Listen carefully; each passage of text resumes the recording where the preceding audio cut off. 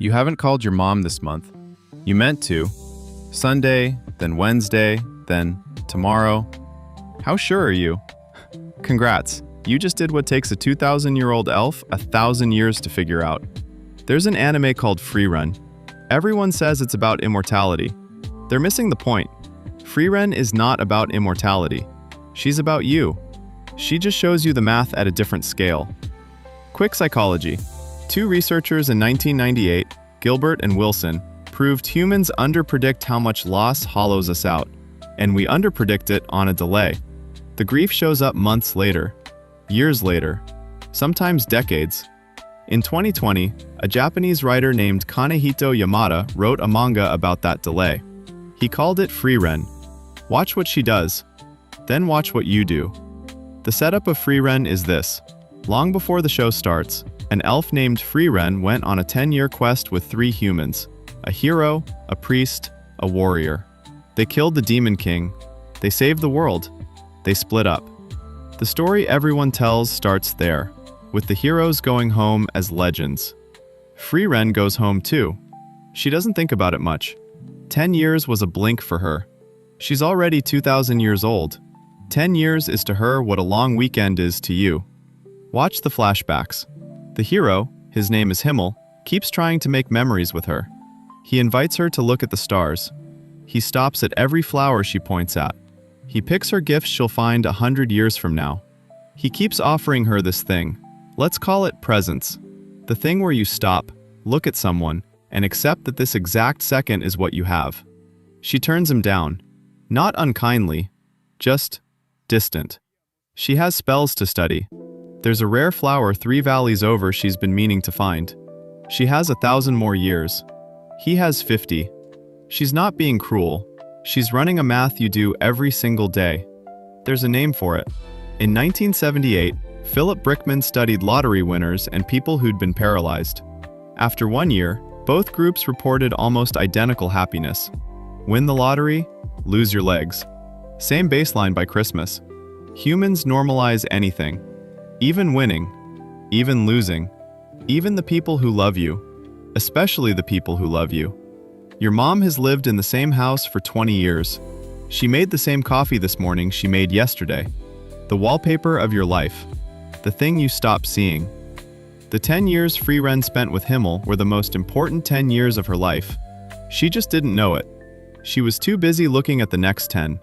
And the 10 after that. Be honest. How many of the most important years of your life have you already lived, while waiting for them to start? Fast forward. Himmel is dead.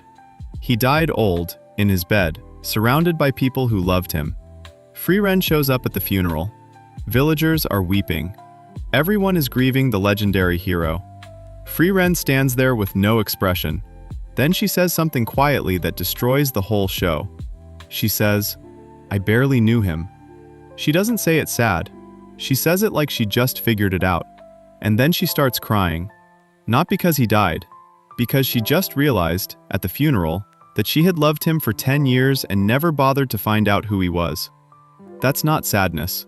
That's the moment you discover that the thing you took for granted was actually the only thing that ever mattered. There's a name for that kind of grief. In 1980, John Bowlby, the attachment guy, wrote his last book. He argued humans grieve in waves, not stages. And the wave you don't expect is the one that comes years after the loss. You smell the perfume your mom wore. You hear a song from a movie you watched together. And the grief arrives whole, fresh, for the first time. Frieren had to learn that with a 1,000-year delay. You learn it on a 5-year delay. Not better, just smaller scale. You don't grieve the dead. You grieve the version of you that was too late to love them. Here's the part of the show nobody talks about. After Himmel dies, Frieren takes on a student, a young human named Fern. They travel together. Fern ages. Frieren doesn't. And Frieren starts doing something different. She stops to look at flowers. She answers Fern's questions. She picks gifts she gives now, not in 100 years. Why? Because she finally figured out the trick. Her indifference wasn't elf nature. It was avoidance. Easier to not love them than to love them and lose them. That's the point of the show. Frieren isn't suffering because she's immortal. She's suffering because she chose, for 2,000 years, to look away from people so she wouldn't have to feel their weight when they were gone. You do the same. 50-year scale instead of 1,000. Same wiring. Same exit door. Your mom is alive right now. When was the last time you sat with her, with no phone, no TV, and just looked? Not asked her something, just looked. Who else? Your dad. Your grandma who tells the same 3 stories. The friend you keep saying soon to. You don't have 1,000 years. You don't even have 10. Frieren isn't immortal. She's just slow to notice what you'll never notice in time. Real talk. Happened to me too. My grandma died about 3 years ago. She was 79. We were close growing up. As I got older, I started seeing her less. The visits got shorter. Then they got rare. Then they were just phone calls. Then they were, I'll call her this weekend. And then it was Sunday night and I'd forget. When she died, I went to the funeral. I didn't cry. I felt nothing. I thought maybe I was a bad grandson, or maybe I just hadn't processed it yet. I waited for the wave. It didn't come for 6 months. Then one day I was walking through a grocery store and I saw a brand of cookies she used to buy me when I was little, the ones with the strawberry filling. And I just stopped in the aisle, and I started crying so hard that a woman asked if I was okay. I wasn't crying because she was dead. I was crying because I had spent the last 5 years of her life acting like I had time. I didn't have time, dude. I had her, and I was waiting for her to be more convenient. And then she wasn't there to be inconvenient anymore. That was my Frieren moment. 5 years late, not 1,000, not better. So, who in your life right now is alive, and you're going to love them at the funeral? Be honest. Whose name did you just think of? What would it cost you to call them today? 2 minutes? A weird, uncomfortable phone call where you say something honest and you both feel a little stupid? Or are you waiting for the funeral, where it's safe to feel things because they can't hear you anymore? In the show, Frieren keeps coming back to Himmel's grave.